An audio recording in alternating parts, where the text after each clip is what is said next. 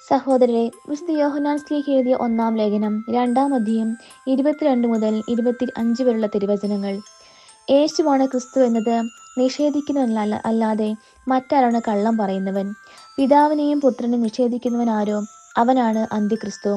പുത്രനെ നിഷേധിക്കുന്നവന് പിതാവുമില്ല, പുത്രനെ ഏറ്റുപറയുന്നവന് പിതാവും ഉണ്ടായിരിക്കും. ആരംഭം മുതൽ നിങ്ങൾ ശ്രവിച്ചത് നിങ്ങളിൽ നിലനിൽക്കട്ടെ.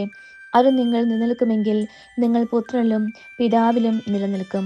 അവൻ നമുക്ക് നൽകിയിരിക്കുന്ന വാഗ്ദാനം ഇതാണ്: നിത്യജീവൻ. നമ്മുടെ കർത്താവായ മിശിഹായ്ക്ക് സ്തുതി.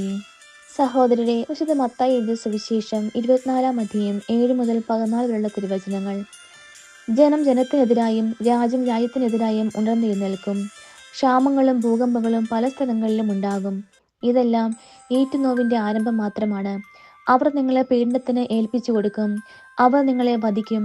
എൻ്റെ നാമനിമിത്തം സർവ്വജനങ്ങളും നിങ്ങളെ ദ്വേഷിക്കും.